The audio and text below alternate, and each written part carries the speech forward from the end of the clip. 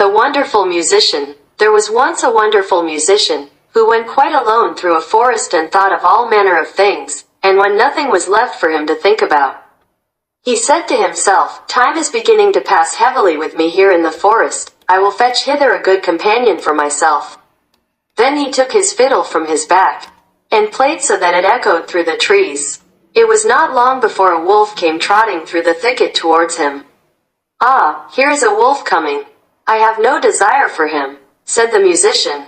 But the wolf came nearer and said to him, "Ah, dear musician, how beautifully thou dost play.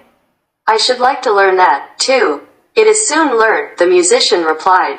"Thou hast only to do all that I bid thee." "Oh, musician," said the wolf, "I will obey thee as a scholar obeys his master." The musician bade him follow. And when they had gone part of the way together, they came to an old oak tree which was hollow inside, and cleft in the middle. "Look," said the musician, "if thou wilt learn to fiddle, put thy 4 paws into this crevice." The wolf obeyed, but the musician quickly picked up a stone and with one blow wedged his 2 paws so fast that he was forced to stay there like a prisoner. "Stay there until I come back again," said the musician, and went his way. After a while he again said to himself, "Time is beginning to pass heavily with me here in the forest. I will fetch hither another companion," and took his fiddle and again played in the forest. It was not long before a fox came creeping through the trees towards him. "Ah, there's a fox coming," said the musician. "I have no desire for him." The fox came up to him and said, "Oh, dear musician, how beautifully thou dost play. I should like to learn that too." "That is soon learned," said the musician. "Thou hast only to do everything that I bid thee." "Oh, musician," then said the fox, "I will obey thee as a scholar obeys his master." "Follow me," said the musician, and when they had walked a part of the way, they came to a footpath with high bushes on both sides of it. There the musician stood still, and from one side bent a young hazel bush down to the ground, and put his foot on the top of it. Then he bent down a young tree from the other side as well, and said, "Now little fox, if thou wilt learn something, give me thy left front paw." The fox obeyed, and the musician fastened his paw to the left bough. "Little fox," said he, "now reach me thy right paw," and he tied it to the right bough.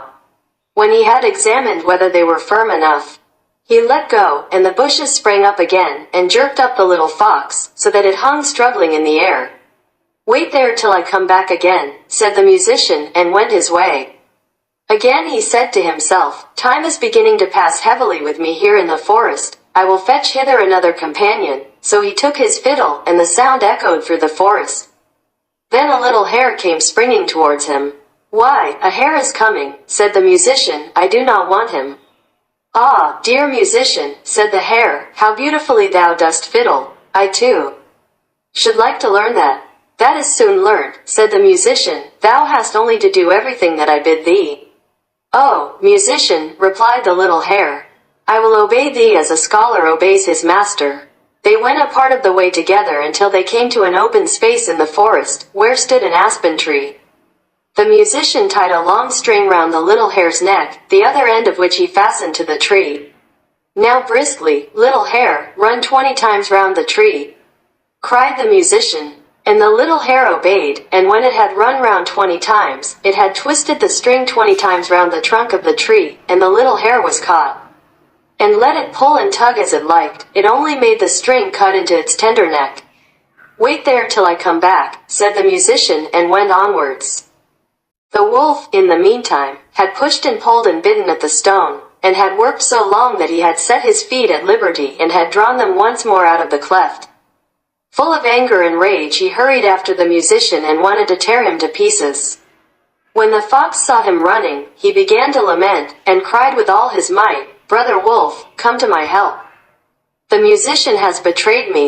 The wolf drew down the little tree, bit the cord in two, and freed the fox, who went with him to take revenge on the musician. They found the tied-up hare, whom likewise they delivered, and then they all sought the enemy together.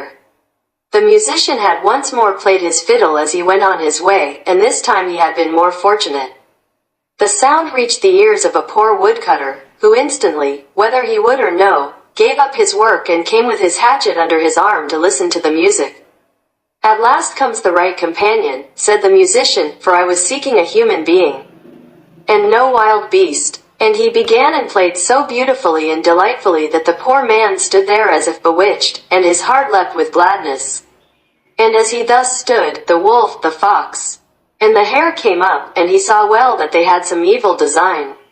So he raised his glittering axe and placed himself before the musician, as if to say, "Whoso wishes to touch him, let him beware, for he will have to do with me." Then the beasts were terrified and ran back into the forest. The musician, however, played once more to the man out of gratitude, and then went onwards.